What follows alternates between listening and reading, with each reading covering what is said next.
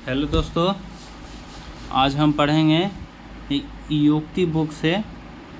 युक्ति बुक सार संग्रह से पढ़ेंगे दोस्तों। तो ये सभी प्रतियोगी परीक्षाओं में सामान्य ज्ञान के संपूर्ण तैयारी के लिए है। ये एनसीईआरटी बुक के आधार पर है दोस्तों, सामान्य ज्ञान, ठीक है। और ये सार संग्रह है। सार संग्रह में सामान्य ज्ञान के सभी विषयों के 50,000 प्लस क्वेश्चन है दोस्तों।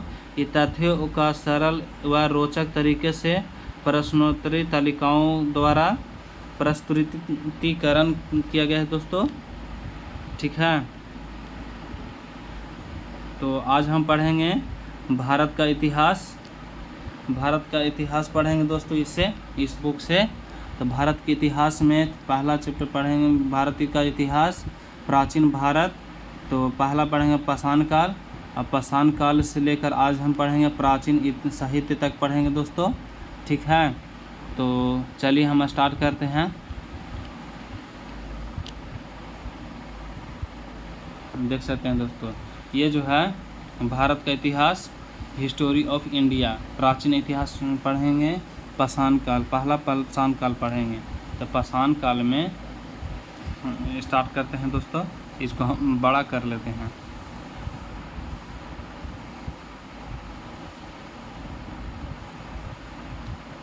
ठीक बैठ गया दोस्तों, चलिए ठीक है। तो पाषाण काल में हम पढ़ेंगे थोड़ा सा और। पाषाण काल में तो जिस काल का कोई लिखित साक्ष्य नहीं मिलता है उस काल को क्या कहते हैं? प्रागैतिहासिक काल कहते हैं। जिस काल का कोई लिखित साक्ष्य नहीं मिलता है उस काल को क्या कहते हैं? तो प्रागैतिहासिक काल कहते हैं। अब आते हैं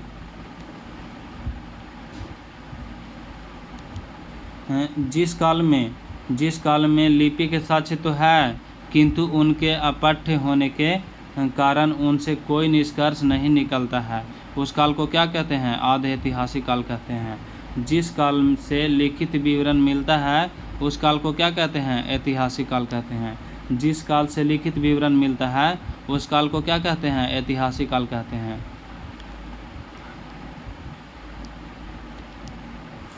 मध्य पाषाण कालीन महदहा प्रतापगढ़ उत्तर प्रदेश से क्या मिला है? तो हड्डी के उपकरण व आभूषण मिला है। रॉबर्ट ब्रूस फूड थे, एक भूगर्भ वैज्ञानिक और पुरातत्वविद थे। कोपेनहेगन संग्रहालय की सामग्री से पाषाण, कांस्य और लौह युग का त्रियुगीय विभाजन किया था, थॉमसन ने किया था। त्रियुगीय विभाजन किया था, थॉमसन ने किया था। कोपेनहेगन संग्रहालय की सामग्री से पाषाण, कांस्य और लौह युग का त्रियुगीय विभाजन किया था, थॉमसन ने किया था, ठीक है। उत्खनित प्रमाणों के अनुसार पशुपालन का प्रारंभ हुआ था, मध्य पाषाण काल में हुआ था। उत्खनित प्रमाणों के अनुसार पशुपालन का प्रारंभ हुआ था, मध्य पाषाण काल में हुआ था, ठीक है। मध्य पाषाणिक प्रसंग में पशुपालन के प्रारंभ जहाँ मिले हैं वह स्थान है आदमगढ़ है। किसी स्थल से हड्डी के उपकरण प्राप्त हुए हैं महदहा से। किसी स्थल से हड्डी के उपकरण प्राप्त हुए हैं तो महदहा से हुए हैं। हड्डी से निर्मित आभूषण भारत में मध्य पाषाण काल के संदर्भ में प्राप्त हुए हैं महदहा से।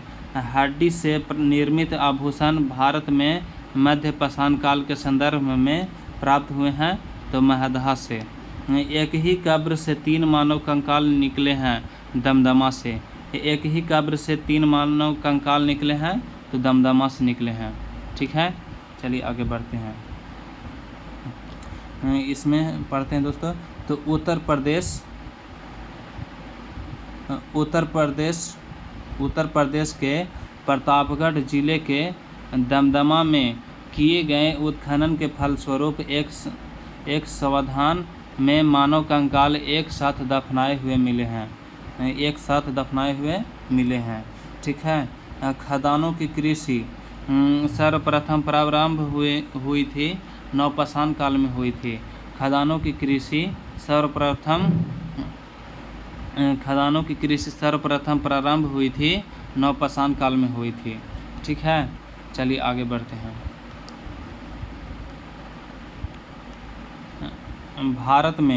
भारत में मानव का सर्वप्रथम साक्ष्य कहाँ मिलता है? तो नर्मदा घाटी में। भारत में मानव का सर्वप्रथम साक्ष्य कहाँ मिलता है? तो नर्मदा घाटी में। मानव द्वारा सर्वप्रथम प्रयुक्त अनाज था जौ था। भारतीय उपमहाद्वीप में कृषि के प्राचीनतम साक्ष्य प्राप्त हुए हैं। कहाँ से हुए हैं? तो लहुरा देव से। कहाँ से हुए हैं? तो लहुरा देव से हुए हैं दोस्तों। ये जो क्वेश्चन है, तो भारतीय उपमहाद्वीप में कृषि के प्राचीनतम साक्ष्य प्राप्त हुए हैं लहुरा देव से हुए हैं। ठीक है, इसको थोड़ा सा पढ़ेंगे दोस्तों। तो ये है न्यूनतम खोजों के आधार पर भारतीय उपमहाद्वीप में प्राचीनतम कृषि साक्ष्य वाला स्थल उत्तर प्रदेश के संत कबीर जिले में स्थित लहुरा देव है। यहाँ से 8000 ईसा पूर्व से 9000 ईसा पूर्व के मध्य चालक। इसको फिर से पढ़ते हैं दोस्तों। न्यूनतम खोजों के आधार पर भारतीय उपमहाद्वीप में प्राचीनतम कृषि साक्ष्य वाला स्थल उत्तर प्रदेश के संत कबीर जिले में स्थित लहुरा देव है, जहाँ से 8000 ईसा पूर्व से 9000 ईसा पूर्व के मध्य चावल के साक्ष्य मिले हैं।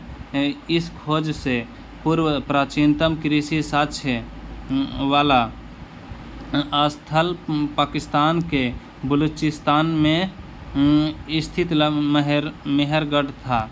यदि विकल्प में लहुरा देव है तो यह सही उत्तर होगा।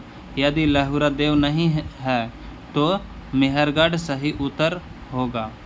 ठीक है, इसको फिर से पढ़ते हैं। न्यूनतम खोजों के आधार पर भारतीय उपमहाद्वीप में प्राचीनतम कृषि साक्ष्य वाला स्थल उत्तर प्रदेश के संत कबीर जिले में स्थित लहुरा देव है। यहाँ से 8000 ईसा पूर्व से 9000 ईसा पूर्व के मध्य चावल के साक्ष्य मिले हैं। इस खोज से पूर्व प्राचीनतम कृषि साक्ष्य वाला स्थल पाकिस्तान के बलूचिस्तान में स्थित मेहरगढ़ था। यदि विकल्प में लहुरा देव है तो यह उत्तर सही होगा, और यदि लहुरा देव नहीं है तो यह उत्तर जो है मेहरगढ़ सही होगा। ठीक है, उस स्थल का नाम बताइए जहाँ से प्राचीनतम अस्थायी जीवन के प्रमाण मिले हैं। तो मेहरगढ़ मिले हैं। ठीक है,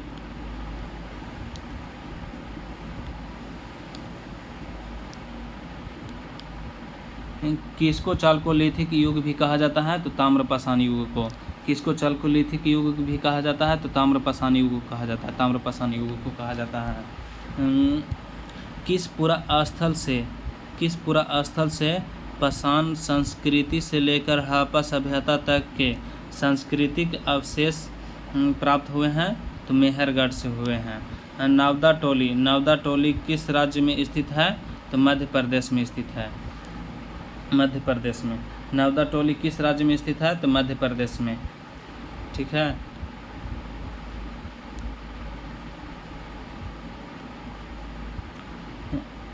बृहद पाषाण स्मारकों की पहचान की गई है। बृहद पाषाण स्मारकों की पहचान की गई है। तो मृतकों को दफनाने के स्थान के रूप में बृहद पाषाण स्मारकों की पहचान की गई है। तो मृतकों को दफनाने के स्थान के रूप में की गई है दोस्तों। ठीक है, राह कटीला किस नवपाषाणिक स्थल से संबंधित है? तो संगनकल्लू से। अब आते हैं कर्नाटक के बेल्लारी जिले में स्थित संगनकल्लू नामक पुरास्थल से राख के टीले प्राप्त हुए हैं। ठीक है, कर्नाटक के बेल्लारी जिले में स्थित संगनकल्लू नामक पुरास्थल से राख के टीले प्राप्त हुए हैं। ठीक है, चलिए आगे बढ़ते हैं। भीमबेटका किसके लिए प्रसिद्ध हुए हैं? तो गुफाओं के शैलचित्र के लिए, गुफाओं के शैलचित्र के लिए हुए हैं। ठीक है, चलिए आगे बढ़ते हैं।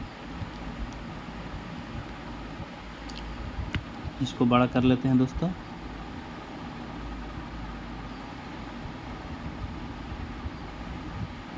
ठीक है, तो पढ़ते हैं। कौन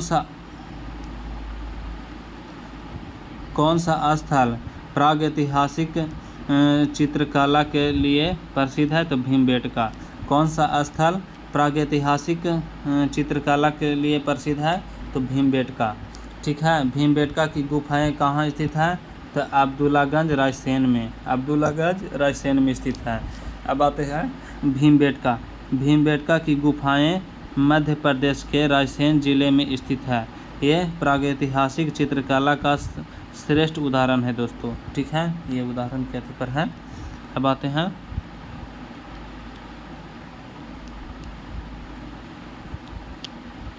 भारत में किस शिलालेख से सर्वाधिक चित्र प्राप्त हुए हैं? तो भीमबेटका से।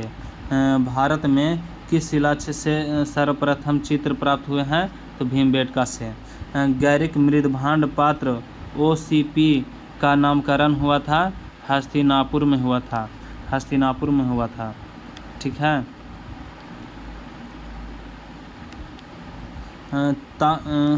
ताम्रसम काल में महाराष्ट्र के लोग मृतकों को घर के फर्श के नीचे किस तरह रहकर दफनाते थे?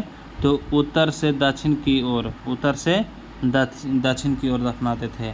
किस स्थल से मानव कंकाल के साथ कुत्ते का कंकाल भी सावधान से प्राप्त हुए हैं? तो ब्रुजहोम से, ब्रुजहोम से। श्रीनगर जम्मू कश्मीर के निकट उत्तर पश्चिम में स्थित ब्रुजहोम से नवपाषाणिक अवस्था में मानव कंकाल के साथ कुत्ते का कंकाल भी सावधान से प्राप्त हुआ है। ठीक है, चलिए आगे बढ़ते हैं।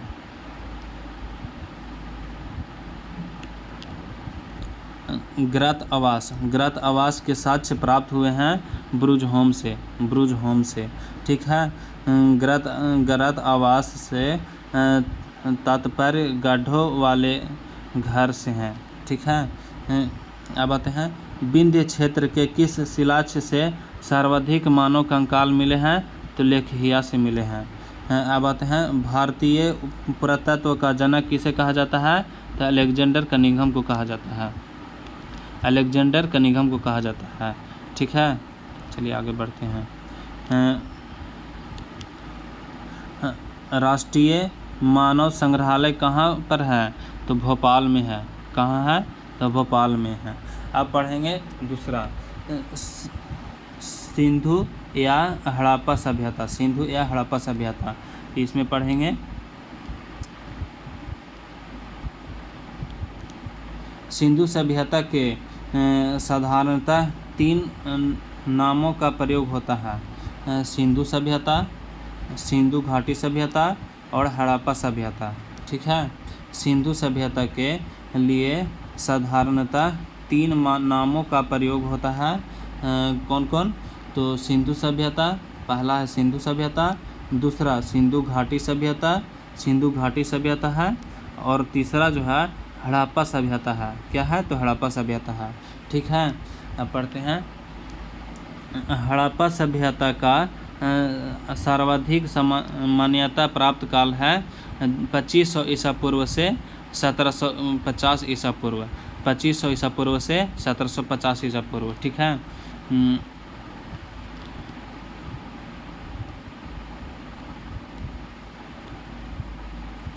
सिंधु घाटी की सभ्यता में घोड़े के अवशेष कहाँ मिले हैं? तो सुरकोटदा से।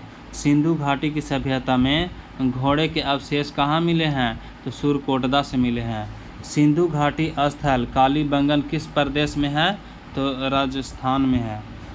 सिंधु घाटी स्थल कालीबंगन किस प्रदेश में है? तो राजस्थान में है। किस पदार्थ का उपयोग हड़प्पा काल की मुद्राओं के निर्माण में मुख्य रूप से किया गया था? तो सेलखड़ी से किया गया था दोस्तों। किस पदार्थ का उपयोग हड़प्पा काल की के निर्माण में मुख्य रूप से किया गया था, तो सेल खाड़ी से किया गया था। ठीक है।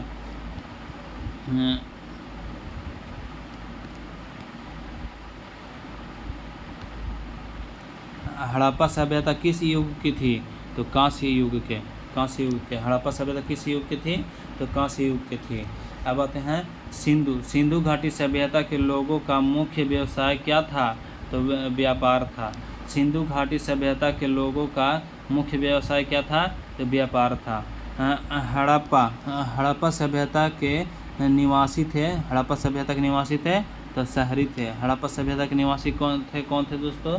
तो शहरी थे। ठीक है, चलिए आगे बढ़ते हैं।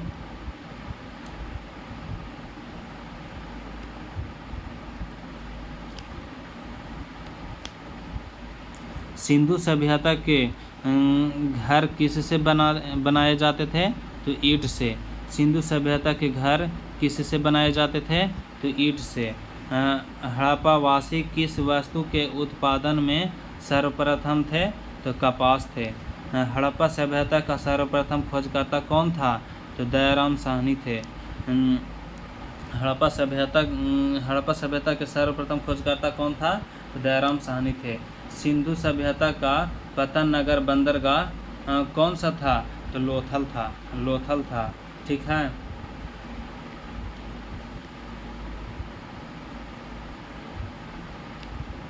अब आते हैं पैमानों की खोज ने यह सिद्ध कर दिया है कि सिंधु घाटी के लोग माप और तौल से परिचित थे।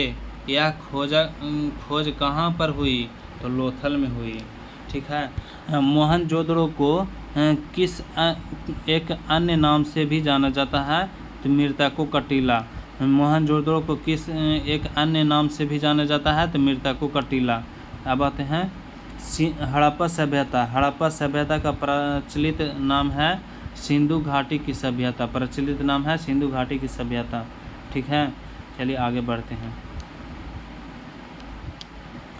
कपास का उत्पादन सर्वप्रथम सिंधु क्षेत्र में हुआ, जिसे ग्रीक या यूनान के लोगों ने किस नाम से पुकारा? तो सिंडन के नाम से। सिंधु घाटी सभ्यता जानी जाती है अपने नगर नियोजन के लिए। सिंधु घाटी सभ्यता जानी जाती है अपने नगर नियोजन के लिए। अब आते हैं भारत में खोजा गया सबसे पहला पुराना शहर था हड़प्पा था। भारत में चांदी की उपलब्धता के प्राचीनतम साक्ष्य मिलते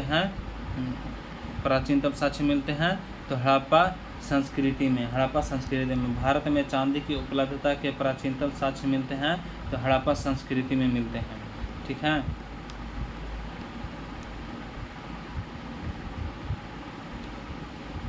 हड़प्पा में एक उन्नत जल प्रबंध प्रणाली का पता चलता है धौलावीरा में चलता है।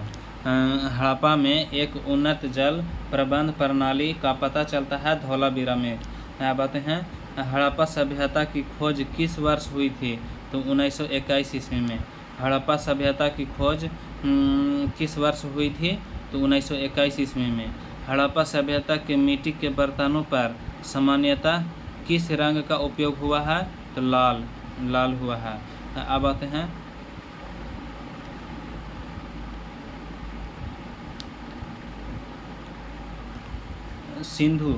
सिंधु घाटी सभ्यता की विकसित अवस्था में किस स्थल से घरों के कुओं के अवशेष मिले हैं? तो मोहनजोदड़ो। सिंधु घाटी सभ्यता के विकसित अवस्था में किस स्थल से घरों में कुओं के अवशेष मिले हैं? तो मोहनजोदड़ो मिले हैं। ठीक है। सिंधु घाटी सभ्यता को खोज निकालने में जिन दो भारतीयों का नाम जुड़ा है वो दयाराम साहनी एवं राखालदास बनर्जी है। अब आते हैं रंगपुर जहां हड़प्पा की समकालीन सभ्यता थी वो सौराष्ट्र में थे। अब आते हैं आगे बढ़ते हैं दोस्तों। अब आते हैं हड़प्पा एवं मोहनजोदड़ो की पुरातात्विक खुदाई के प्रभारी थे तो सर जॉन मार्शल थे। ठीक है। किस पशु के आकृति जो मुहर पर मिली है जिसे ज्ञात होता है कि सिंधु घाटी एवं मेसोपोटामिया की सभ्यताओं के मध्य व्यापारिक संबंध थे? तो क्या थे? तो बैल थे। ठीक है। हड़प्पा के लोगों की सामाजिक पद्धति कैसी थी? तो उचित समतावादी थे। उचित समतावादी। ठीक है। हड़प्पा सभ्यता के अंतर्गत हल से जोते गए खेत का साक्ष्य कहाँ से मिला है? तो कालीबंगा से मिला है। ठीक है। सैंधव सभ्यता की ईंटों का अलंकरण किस स्थान से मिला है? तो कालीबंगा से मिला है। ठीक है। मोहनजोदड़ो कहाँ स्थित है? तो सिंध में स्थित है। ठीक है। मोहनजोदड़ो कहाँ स्थित है? तो सिंध में स्थित है। अब आते हैं सिंधु सभ्यता में बृहद स्नागार पाया जाता है? तो मोहनजोदड़ो में पाया जाता है। ठीक है। चलिए आगे बढ़ते हैं।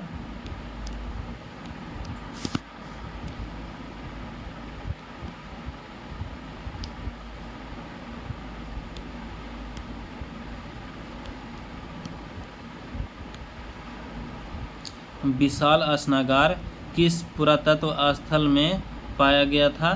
तो सी मोहनजोदड़ो। विशाल स्नागार किस पुरातत्व स्थल में पाया गया था? तो मोहनजोदड़ो में पाया गया था। अब आते हैं किस पशु के अवशेष सिंधु घाटी सभ्यता में प्राप्त नहीं हुए हैं? तो गाय।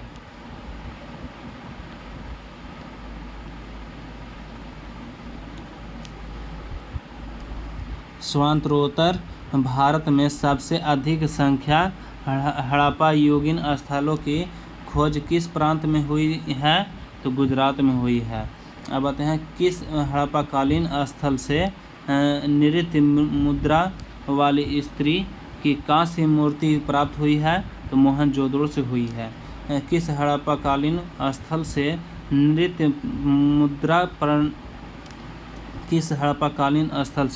नृत्य मुद्रा जो है नृत्य मुद्रा वाली स्त्री की कांस्य मूर्ति प्राप्त हुई है? तो मोहनजोदड़ो से हुई है। ये थोड़ा सा डिस्टर्ब हो गया दोस्तों। ठीक है। आगे बढ़ते हैं। हड़प्पावासी किस धातु से परिचित नहीं थे? तो लोहा। हड़प्पावासी किस धातु से परिचित नहीं थे? तो लोहा। किस हड़प्पाकालीन स्थल से युगीय सावधान का साक्ष्य मिला है? तो लोथल से मिला है दोस्तों। चलिए आगे बढ़ते हैं। मानव समाज विलक्षण है क्योंकि वह मुख्यतः आश्रित होता है संस्कृति पर। सिंधु घाटी की सभ्यता गैर आर्य थी क्योंकि वह नगरीय सभ्यता थी। सिंधु घाटी की सभ्यता गैर आर्य थी क्योंकि वह नगरीय सभ्यता थी। सिंधु घाटी सभ्यता को आर्यों से पूर्व की रखे जाने का महत्वपूर्ण कारक है मृदभांड है। ठीक है। चलिए आगे बढ़ते हैं। सिंधु घाटी संस्कृति वैदिक सभ्यता से भिन्न थी क्योंकि इसके पास विकसित शहरी जीवन की सुविधाएं थीं। सिंधु घाटी सभ्यता वैदिक सभ्यता से भिन्न थी क्योंकि इसके पास विकसित शहरी जीवन की सुविधाएं थी। ठीक है। हड़प्पा संस्कृति की जानकारी का मुख्य स्रोत है पुरातात्विक खुदाई है। हड़प्पा संस्कृति के जानकारी का मुख्य स्रोत है पुरातात्विक खुदाई है। अब आते हैं सिंधु घाटी के निवासियों की सभ्यता को जानने का मूल स्रोत है वहाँ पाए गए हैं बर्तन पाए गए हैं, जेबर, हथियार तथा औजार पाए गए हैं। भारत में चांदी की उपलब्धता के प्राचीनतम साक्ष्य मिलते हैं तो हड़प्पा संस्कृति में मिलते हैं दोस्तों। हड़प्पा संस्कृति में मिलते हैं। ठीक है। हड़प्पा में मिट्टी के बर्तनों पर सामान्यतः किस रंग का उपयोग हुआ है? तो लाल हुआ है। मूर्ति पूजा का आरंभ कब से माना जाता है? तो पूर्व आर्य से माना जाता है। विशाल स्नागार किस पुरातत्व स्थल से पाया गया था? तो मोहनजोदड़ो से पाया गया था। ठीक है। हड़प्पा सभ्यता स्थल लोथल स्थित है गुजरात में। कहाँ स्थित है? तो गुजरात में स्थित है। ठीक है।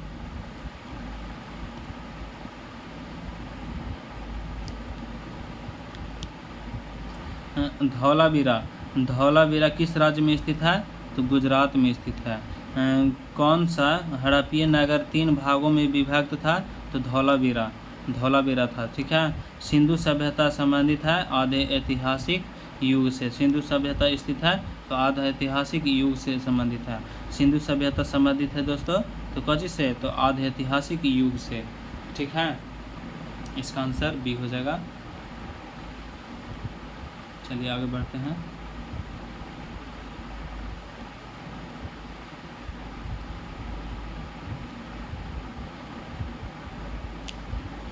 सिंधु घाटी सभ्यता गैर आर्य थी क्योंकि वह नगरीय सभ्यता थी। एक जूते हुए खेत की खोज की गई थी तो कालीबंगन में खोजे गए थे दोस्तों। एक जूते हुए खेत की खोज की गई थी तो कालीबंगा में। ठीक है। चंद्रहुदड़ो के उत्खनन का निर्देशन किया था J.H. मैके ने किया था।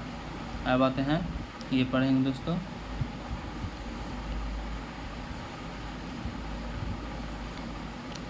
हड़प्पा किस नदी किनारे है? तो रावी नदी। मोहनजोदड़ो सिंधु, रोपड़ सतलज नदी, कालीबंगा घग्गर नदी, मंडा चेनाब नदी। ठीक है। मंडा चेनाब नदी और आलमगीरपुर हिंडन नदी किनारे। सुक्का गेंडोर यासत भागवानपुरा सरस्वती नदी किनारे। लोथल जो है भोगवा नदी किनारे। दैमाबाद परवारा नदी किनारे। ठीक है। अब आते हैं, इसको पढ़ेंगे। तो दधेरी एक पर्वतीय हड़प्पीय पुरा स्थल है पंजाब का। कहाँ है? तो पंजाब का है। किस हड़प्पा कालीन स्थल से हल का टेराकोटा प्राप्त हुआ है? तो बनवाली से। कहाँ से हुआ है? तो बनवाली से। बनवाली हरियाणा के फतेहाबाद ज़िले में स्थित है। ठीक है। कहाँ स्थित है? तो फतेहाबाद ज़िले में स्थित है। कहाँ है? तो हरियाणा में। अब आते हैं, भारत का सबसे बड़ा हड़प्पन पुरा स्थल है क्या है? तो राखीगढ़ी है।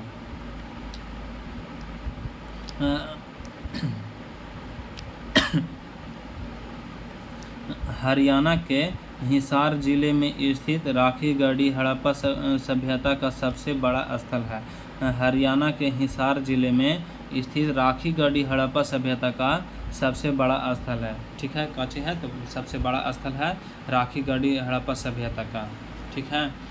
सिंधु घाटी के लोग किसकी पूजा करते थे? तो पशुपति की। धौलावीरा किस राज्य में स्थित है? तो कच्छ गुजरात में। ठीक है। हड़प्पन स्थल सैनोली में अभी हाल में उत्खननों से प्राप्त हुए हैं। तो मानव सावधान।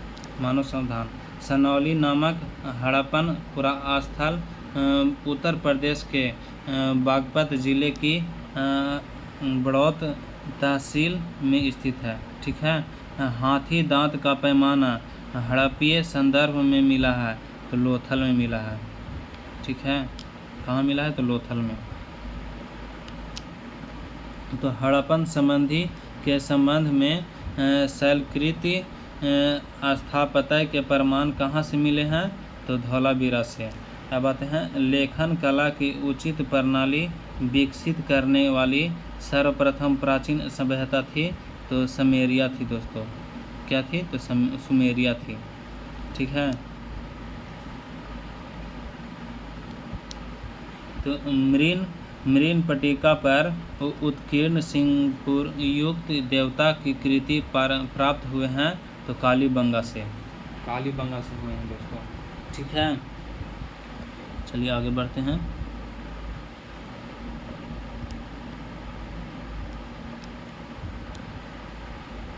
हड़प्पाकालीन मुहारों का सर्वाधिक प्रचलित आकार कैसा है, तो वर्गाकार है। आधुनिक देवनागरी लिपि का प्राचीन रूप क्या है, तो ब्राह्मी लिपि है। ठीक है, हड़प्पा काल की मुद्राओं के निर्माण में मुख्यतः किस पदार्थ का उपयोग किया गया है, तो सेल खड़ी का किया गया है। पशुपतिनाथ के चारों ओर क्या विराजमान है, तो हाथी गंडा चीता व भैंसा है। ठीक है,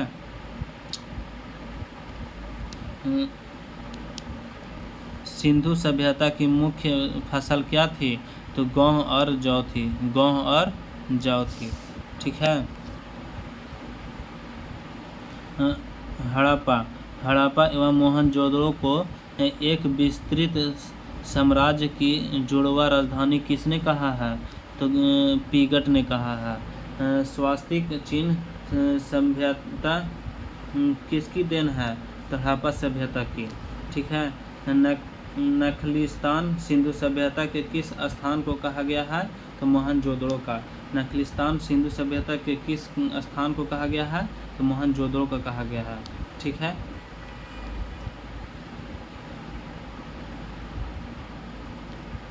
वस्त्रों के लिए कपास की खेती का आरंभ सबसे पहले किया गया है, तो भारत में किया गया है। वस्त्रों के लिए कपास की खेती का आरंभ सबसे पहले किया गया है, तो भारत में किया गया है। ठीक है, सिंधु घाटी सभ्यता की पहचान निम्न से है, तो क्या है दोस्तों, पहचान किससे है, तो शहर योजना प्रणाली से है। ठीक है,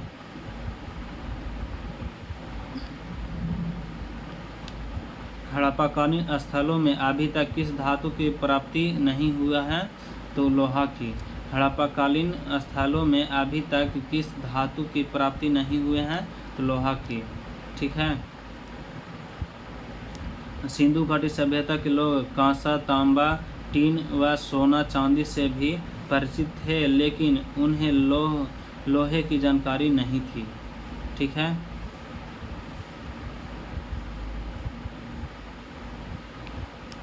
हड़प्पाकालीन लोगों को किसकी जानकारी नहीं थी, तो अभी तुरंत बताएं दोस्तों, तो किसकी, तो लोहे की।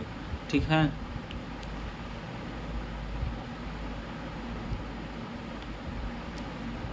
हड़प्पा सभ्यता की पहली खगोलीय वेधशाला कहाँ पाई गई है, तो धौलावीरा में। हड़प्पा सभ्यता की पहली खगोलीय वेधशाला कहाँ पाई गई है, तो धौलावीरा में। सिंधु सभ्यता का स्थल हड़प्पा किस नदी के किनारे स्थित है, तो रावी नदी के।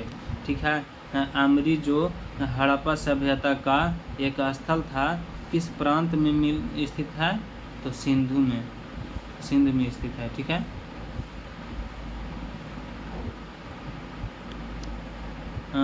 पुरालेख शास्त्र किसका अध्ययन है, तो शिलालेख का। पुरालेख शास्त्र किसका अध्ययन है, तो शिलालेख का।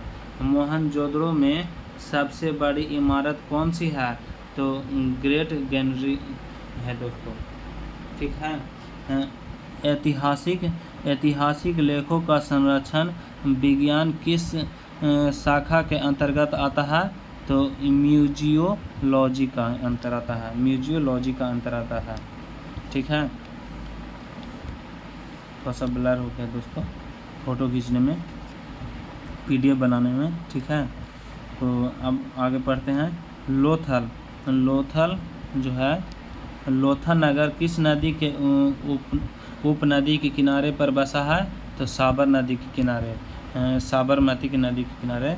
लोथल नगर किस नदी की उपनदी के किनारे बसा है, तो साबरमती नदी के किनारे।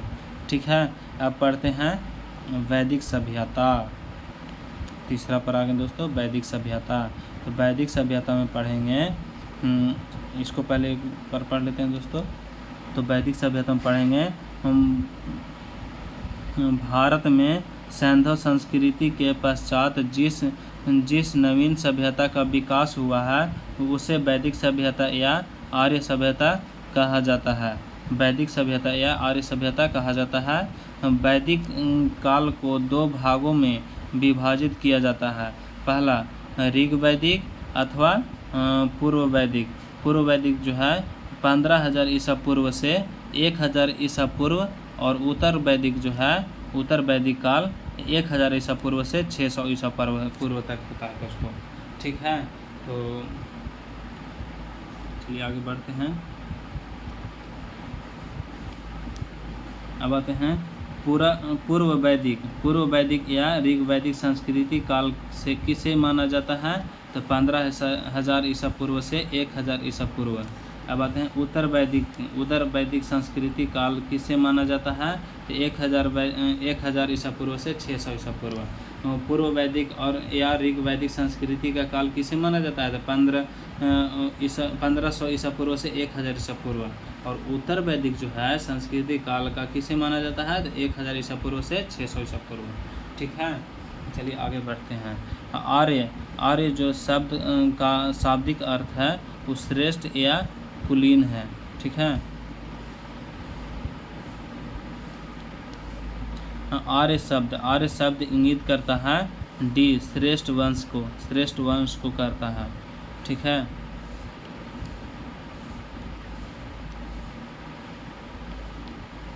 किस फसल का ज्ञान वैदिक काल के लोगों को नहीं था? तो तंबाकू। किस फसल का ज्ञान वैदिक काल के लोगों को नहीं था? तो तंबाकू। उत्तर वैदिक काल के वेद विरोधी और ब्राह्मण विरोधी धार्मिक अध्यापकों को किस नाम से जाना जाता है? तो श्रामण। वैदिक गणित का महत्वपूर्ण अंग है शुल्ब सूत्र है। वैदिक गणित का महत्वपूर्ण अंग है शुल्ब सूत्र है दोस्तों। किस वेद में प्राचीन वैदिक युग संस्कृति के बारे में सूचना दी गई है? तो ऋग्वेद। आगे बढ़ते हैं दोस्तों। वेदों की संख्या कितनी है? वेदों की संख्या कितनी है? तो 4 है। वेदों की संख्या कितनी है? तो 4 है। भारत के राज्य चिन्ह में प्रयुक्त होने वाले शब्द सत्यमेव जयते किस उपनिषद से लिया गया है? तो मुंडक उपनिषद से। ऋग वैदिक आर्यों का मुख्य व्यवसाय क्या था? तो पशुपालन था। ठीक है, चलिए आगे बढ़ते हैं। भारतीय संगीत का आदि ग्रंथ कहाँ कहा जाता है? तो सामवेद को। भारतीय संगीत का आदि ग्रंथ कहा जाता है? तो सामवेद। अब आते हैं प्रमुख दर्शन और उनके प्रवर्तक। तो प्रवर्तक क्या है? तो सांख्य के कपिल है। न्याय के गौतम है। चार्वाक कोची है? तो चरवाके है। ठीक है, योग का प्रवर्तक कोची है? तो पतंजलि है। पूर्व मीमांसा का जैमिनी है। उत्तर मीमांसा के बदरायन है। और वैशेषिक का प्रवर्तक कनाद है। ठीक है, चलिए आगे बढ़ते हैं। इसको बराबर बना लेते हैं दोस्तों। प्रथम विधि निर्माता कौन है? तो मनु है। प्रथम विधि निर्माता कौन है? तो मनु है। ठीक है, कृष्ण भक्ति का प्रथम प्रधान ग्रंथ है श्रीमद् भगवत गीता है। अब आते हैं ऋग्वेद में संपत्ति का प्रमुख रूप क्या है? तो गोधन है। ठीक है, ऋग्वेद किस मंडल में शूद्र का उल्लेख पहली बार मिलता है? तो 10वें मंडल का। ठीक है, ऋग्वेद के किस मंडल में शूद्र का उल्लेख पहली बार मिलता है? तो 10वें मंडल का मिलता है। ठीक है,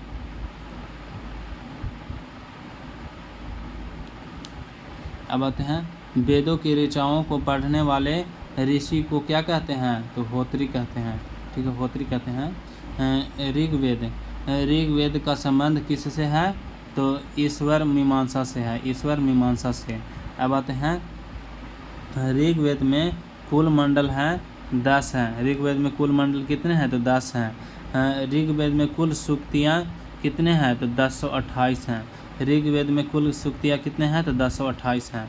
ऋग्वेद में कुल ऋचाएँ कितने हैं? तो 10,580। अब आते हैं ऋग्वेद में इंद्र के लिए ऋचाएँ हैं 250 हैं। कितने हैं? तो 250 हैं। ठीक है, 250। अब आते हैं ऋग्वेद में अग्नि के लिए ऋचाएँ हैं कितने हैं? तो 200 हैं। सबसे पुराना वेद कौन सा है? तो ऋग्वेद सबसे पुराना है दोस्तों। सबसे पुराना वेद कौन सा है? तो ऋग्वेद है। ठीक है, चलिए आगे बढ़ते हैं। वेदों की संख्या 4 हैं। वेदों की संख्या कितने हैं? तो वेदों की संख्या 4 हैं दोस्तों। पहला है ऋग्वेद है, सामवेद, यजुर्वेद, अथर्ववेद। इनमें सबसे प्राचीन वेद जो है ऋग्वेद है। सबसे प्राचीन वेद कौन है? तो ऋग्वेद है। वेदों की संख्या कितने हैं? तो 4 हैं। याद रखना दोस्तों, वेदों की संख्या कितने हैं? तो 4 हैं। तो कौन कौन? तो ऋग्वेद, सामवेद, यजुर्वेद, अथर्ववेद है। इनमें सबसे प्राचीन वेद जो है ऋग्वेद है। ठीक है, अब आते हैं ऋई नाम है 3 वेदों का। ऋई नाम है 3 वेदों का। ऋग्वेद, यजुर्वेद, सामवेद को वेद त्रयी कहते हैं या त्रयी कहा जाता है। ठीक है, चलिए आगे बढ़ते हैं। किस वैदिक ग्रंथ में वर्ण शब्द का सर्वप्रथम नमो लेख मिलता है? तो ऋग्वेद में मिलता है। भारत का सबसे प्राचीन धर्म ग्रंथ कौन सा है? तो वेद है। भारत का सबसे प्राचीन धर्म कौन सा है? तो वेद है। अथर्ववेद, अथर्व का अर्थ क्या है? अथर्व का अर्थ क्या है? तो पवित्र जादू है, पवित्र जादू। पूर्वी मीमांसा दर्शन के प्रतिपादक कौन है? तो जैमिनी है। पूर्वी मीमांसा दर्शन के प्रतिपादक कौन है? तो जैमिनी है। सबसे चार्ज खत्म हो रहा है दोस्तों। सबसे प्राचीन पुराण कौन सा है? तो मत्स्य पुराण है। सबसे प्राचीन पुराण कौन सा है? तो मत्स्य पुराण है। अब आते हैं ब्रह्मांड ग्रंथों में सबसे प्राचीन ग्रंथ कौन सा है? तो शतपथ ब्रह्मांड है। शतपथ ब्रह्मांड ग्रंथों में सबसे प्राचीन ग्रंथ कौन सा है? तो शतपथ ब्रह्मांड है दोस्तों। ठीक है, चलिए आगे बढ़ते हैं।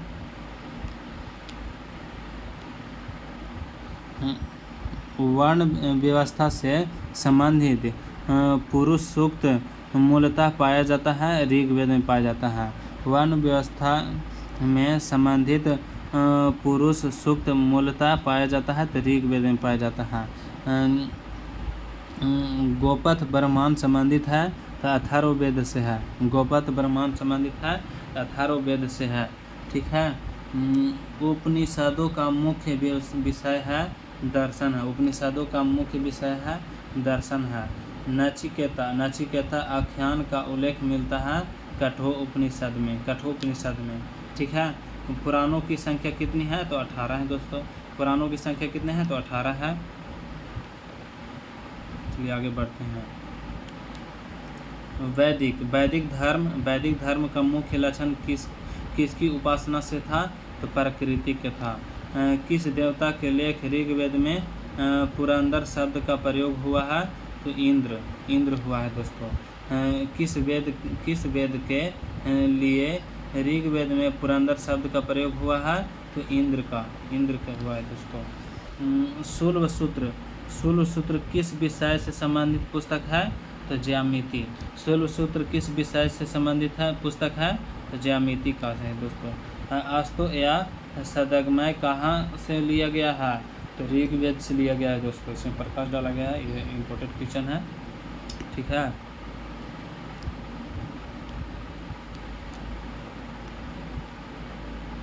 चलिए आगे बढ़ते हैं। अब आते हैं आर्य भारत में बाहर से आए और सर्वप्रथम बसे थे पंजाब में। अब आते हैं प्रसिद्ध 10 राजाओं का युद्ध दशराज युद्ध किस नदी के तट पर लड़ा गया है? तो पुरस्नी के तट पर। ठीक है, चलिए आगे बढ़ते हैं।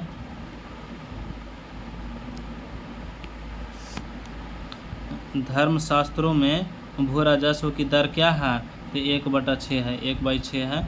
ठीक है, 800 ईसा पूर्व से 600 ईसा पूर्व का काल किस युग से का जुड़ा है? तो ब्रह्मांड युग से जुड़ा है दोस्तों। ठीक है, आरंभिक वैदिक सभ्यता जो है, आरंभिक वैदिक साहित्य में सर्वाधिक वर्णित नदी है सिंधु है। आरंभिक वैदिक साहित्य में सर्वाधिक वर्णित नदी है सिंधु है। ठीक है, उपनिषद काल के राजा अश्वपति कहाँ के शासक थे? तो केकय के थे।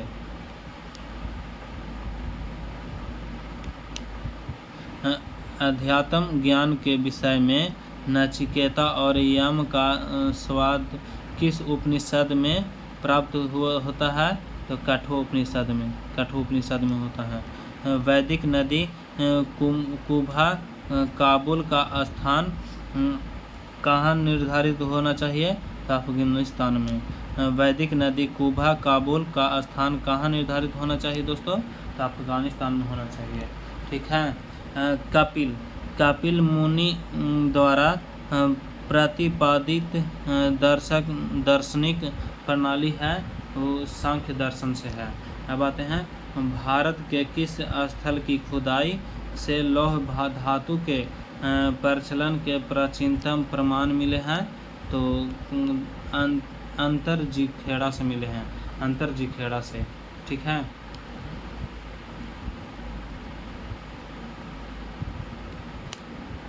अब आते हैं, किस काल में अछूत की अवधारणा स्पष्ट रूप से उदित हुई है? तो धर्मशास्त्र के काल में हुई है दोस्तों। अब आते हैं, गायत्री मंत्र देवी सावित्री को संबोधित किस वेद में मिलता है? तो ऋग्वेद में मिलता है दोस्तों। ठीक है, आगे बढ़ते हैं। न्याय दर्शन को प्रचारित किया था गौतम ने किया था। प्राचीन भारत में निष्क से जाने जाते थे स्वर्ण आभूषण से। ठीक है,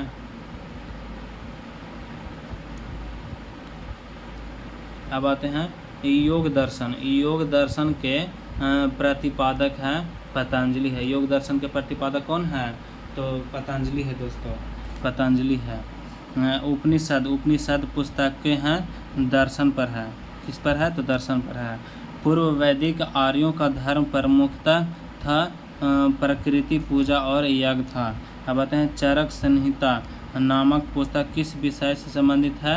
तो चिकित्सा से संबंधित है। अब आते हैं, यज्ञ संबंधी विधि विधानों का पता चलता है यजुर्वेद से चलता है दोस्तों। वैदिक युगीन सभा क्या थी? तो वैदिक युगीन सभ्यता क्या थी दोस्तों? तो मंत्री परिषद थी, वैदिक युगीन सभ्यता क्या थी? तो मंत्री परिषद थी।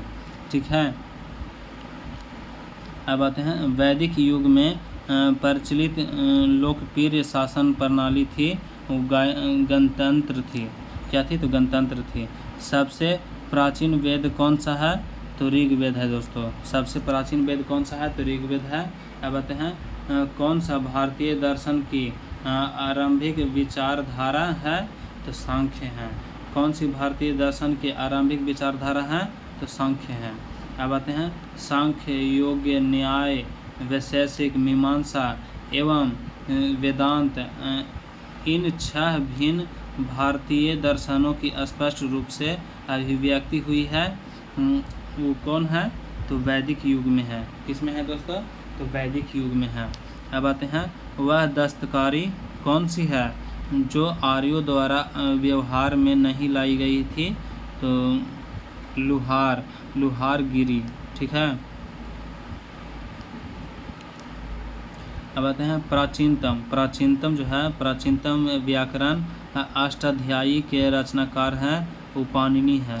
प्राचीनतम व्याकरण अष्टाध्यायी के रचनाकार हैं वो पाणिनि है।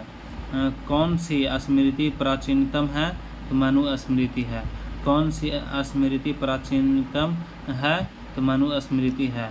आदि काव्य की संज्ञा किसे दी जाती है? तो रामायण को दी जाती है। आदि काव्य की संज्ञा किसे दी जाती है? तो रामायण को दी जाती है। प्राचीनतम पुराण है मत्स्य पुराण। प्राचीनतम पुराण है मत्स्य पुराण है। ऋग्वेद में सबसे पवित्र नदी किसे माना गया है? तो सरस्वती को। ऋग्वेद में सबसे पवित्र नदी किसे माना गया है? तो सरस्वती को माना गया है। वैदिक समाज की आधारभूत इकाई थी काल कुटुंब थी। वैदिक समाज की आधारभूत इकाई थी काल कुटुंब थी। अब आते हैं ऋग्वैदिक युग की प्राचीनतम संस्था कौन सी थी? तो प्राचीनतम संस्था कौन थी? तो विदत थी। ठीक है, चलिए आगे बढ़ते हैं।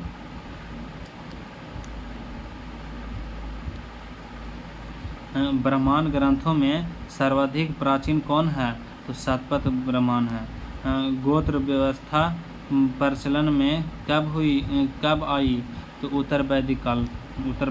गोत्र व्यवस्था प्राचीन चलन में कब आई? तो उत्तर वैदिक काल। अब आते हैं मनुस्मृति मुख्यतः संबंधित है तो समाज व्यवस्था से संबंधित है। अब आते हैं गायत्री मंत्र की रचना किसने की थी? तो विश्वामित्र ने की थी। गायत्री मंत्र की रचना किसने की थी? तो विश्वामित्र ने की थी। ठीक है, चलिए आगे बढ़ते हैं।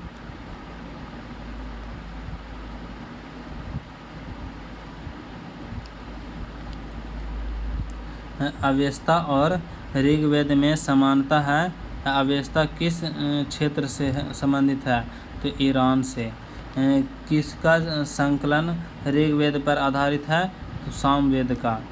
किस वेद में जादुई माया और वशीकरण मैजिकल क्रैम्स एंड स्पेल्स का वर्णन है? तो अथर्ववेद में। अब आते हैं आर्य शब्द इंगित करता है निर्जाति समूह को। आर्य समाज इंगित करते हैं निर्जाति समूह को क्या करते हैं।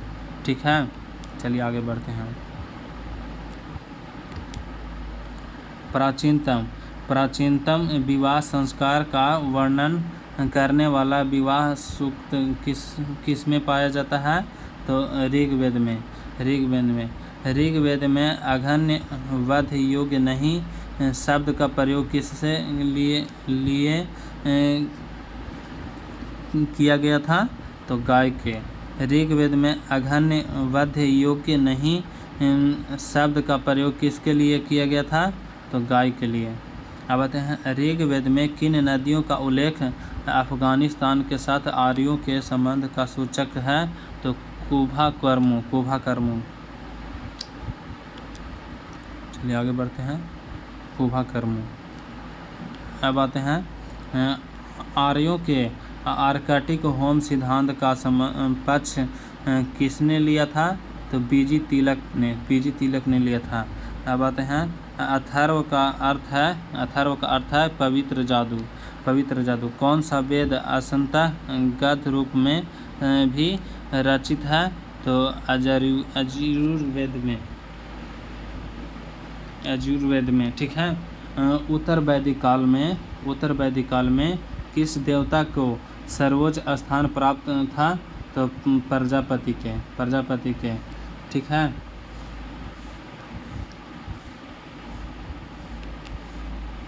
संस्कारों की कुल संख्या कितनी है? तो 16 है। संस्कारों की कुल संख्या कितनी है? तो 16 है। क्रम का सिद्धांत संबंधित है मीमांसा से। कर्म का सिद्धांत संबंधित है मीमांसा से। ठीक है। वैदिक शब्द वेद से बना है। वेद का शाब्दिक अर्थ क्या है? तो ज्ञान है। वैदिक शब्द वेद से बना है। वेद का शाब्दिक अर्थ क्या है? तो ज्ञान है। अब आते हैं वैदिक आर्यों का प्रमुख भोजन था दूध और इसके उत्पाद था। वैदिक लोगों द्वारा किस धातु का प्रयोग पहले किया गया था? तो तांबा का किया गया था। ठीक है दोस्तों, चलिए आगे बढ़ते हैं।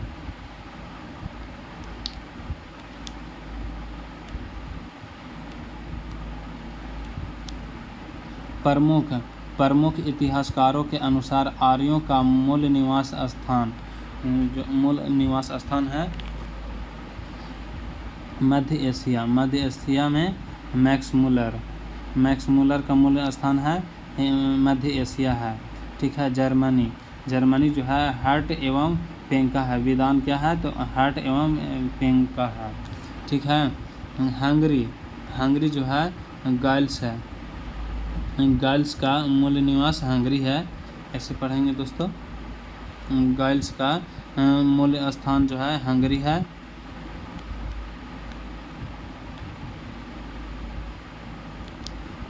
गार्डन चाइल्ड्स का मूल निवास दक्षिणी रूस है। बाल गंगाधर तिलक का मूल निवास उत्तरी ध्रुव है। डॉक्टर अविनाश चंद्र दास का मूल निवास क्या है दोस्तों? तो सप्त संधव प्रदेश है। ईडी कल का मूल निवास है कश्मीर अथवा हिमाचल क्षेत्र है। अब आते हैं DS त्रिवेदी देवी का प्रदेश मुल्तान है दोस्तों। ठीक है। चलिए आगे बढ़ते हैं।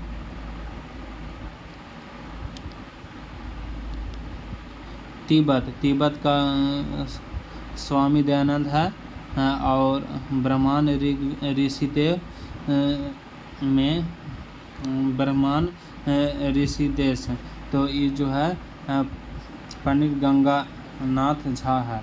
तो इसको जो गंगानाथ झा जो है मूल निवास है ब्रह्मांड ऋषिदेश से है। ठीक है। इसको थोड़ा बड़ा कर लेते हैं।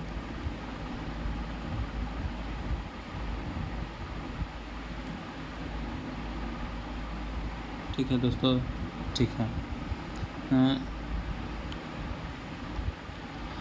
क्लासिकीय संस्कृति में आर्य शब्द का अर्थ है एक उत्तम व्यक्ति। किन 3 वेदों को संयुक्त रूप से वेदत्रयी कहा गया है? तो ऋग्वेद, सामवेद, यजुर्वेद को कहा गया है।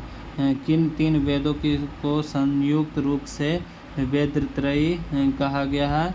तो ऋग्वेद, सामवेद, यजुर्वेद। ठीक है।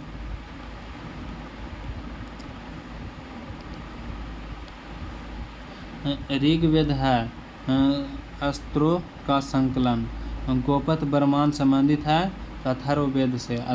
गोपथ ब्रह्मांड संबंधित है अथर्ववेद से।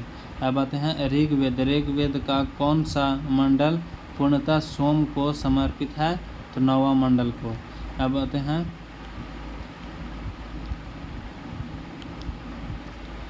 आरंभिक वैदिक काल में वर्ण व्यवस्था आधारित थी। तो क्या थी? तो व्यवसाय पर आधारित है।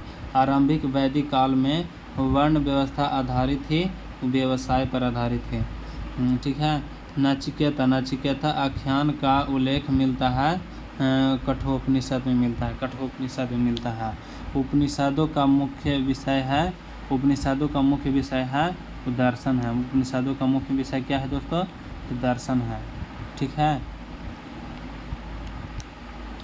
उपनिषद पुस्तकें हैं क्या है? तो दर्शन पर है।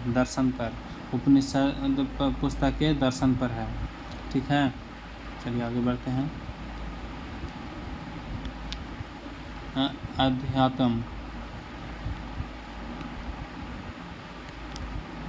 अध्यात्म ज्ञान के विषय में नचिकेता और यम का स्वाद किस उपनिषद में प्राप्त होता है? तो ये हो जाएगा कठोपनिषद में हो जाएगा। ठीक है। अध्यात्म ज्ञान के विषय में नचिकेता और यम का संवाद जो है किस उपनिषद में प्राप्त होता है? तो कठोपनिषद में होता है। ठीक है। चलिए आगे बढ़ते हैं। आर्यों को एक जाति कहने वाला पहला यूरोपीय कौन था? तो मैक्स मूलर था। आर्यों को एक जाति कहने वाला पहला यूरोपियन कौन था? तो मैक्स मूलर था। अब आते हैं निम्नलिखित में से कौन सा वेद सबसे प्राचीन है? तो इसका हो जाएगा डी, ऋग्वेद सबसे प्राचीन है दोस्तों। तो ऋग्वेद है सबसे पुराना है, तो ऋग्वेद है। ठीक है। चलिए आगे बढ़ते हैं। इसको बड़ा कर लेते हैं दोस्तों।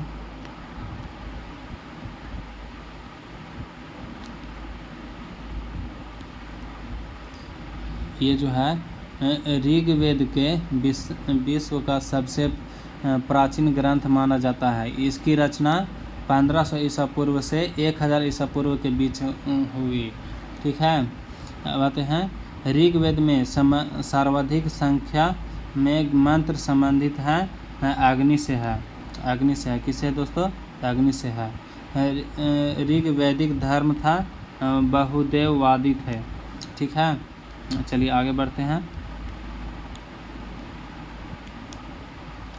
ऋग्वेद में उल्लेखित यव शब्द किस ऋषि उत्पाद हेतु प्रयुक्त किया गया है? तो जौ का किया गया है।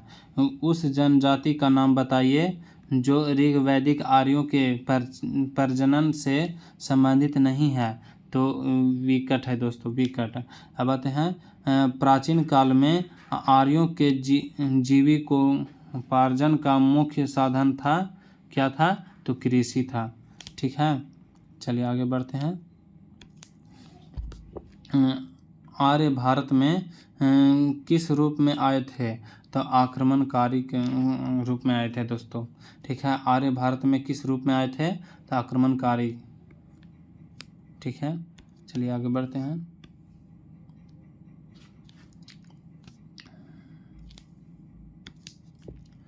ब्रह्मांडवाद जिसे कि आज एक श्रेष्ठ वर्ग के रूप में समझा जाता है कि जड़ें थी ईसा युग की आरंभिक शताब्दियों से। ईसा युग के आरंभिक शताब्दियों से थी दोस्तों। ठीक है, अब आते हैं प्राचीन हिंदू विधि का उल्लेख। प्राचीन हिंदू विधि का लेखक किसे कहा जाता है? तो सी मनु की कहा जाता है।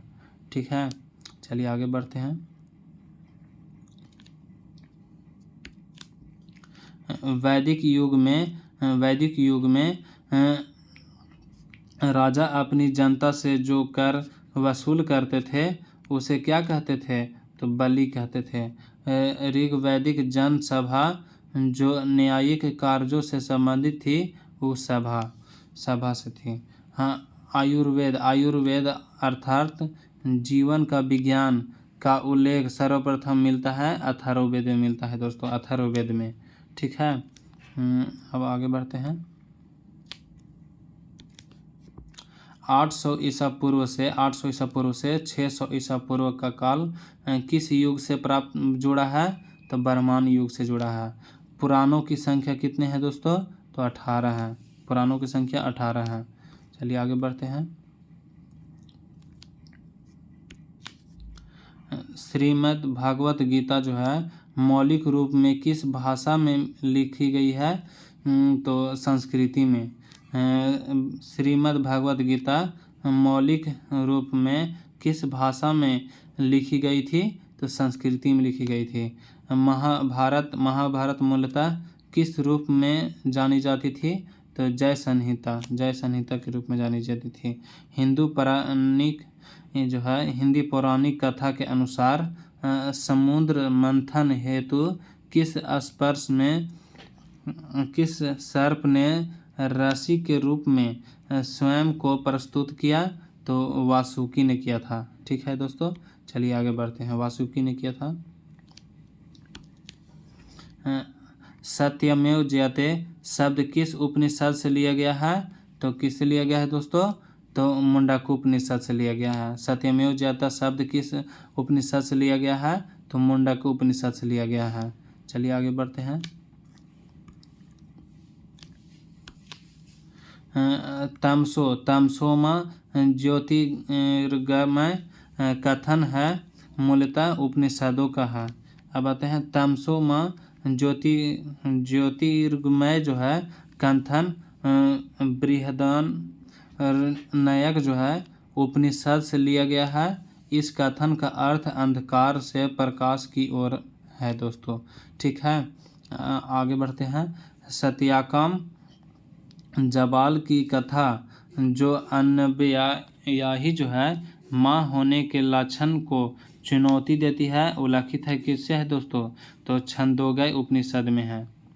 ठीक है,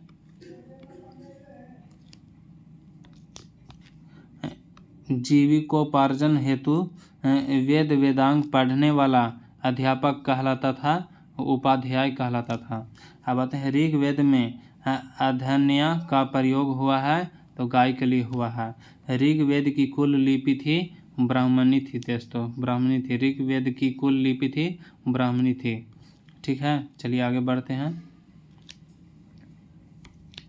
ऋग्वेद काल की नदियाँ, ऋग्वेद काल की नदियाँ आस्किनी, आस्किनी के चेनाब नदी किनारे, विपाशा, विपाशा ब्यास नदी, पुरुषनी रावी नदी, वितस्ता झेलम नदी किनारे, कुंभा काबुल नदी किनारे।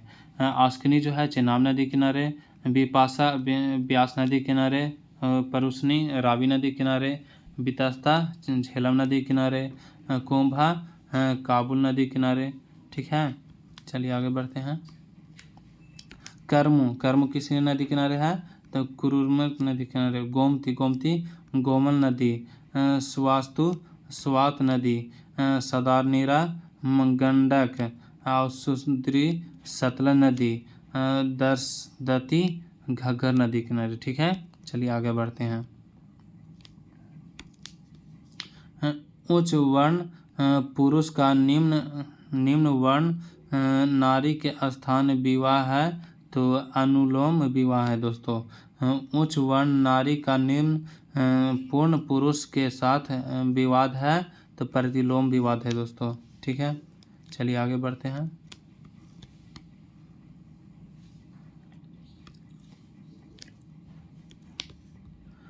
बौद्ध धर्म व जैन धर्म, बौद्ध धर्म एवं जैन धर्म।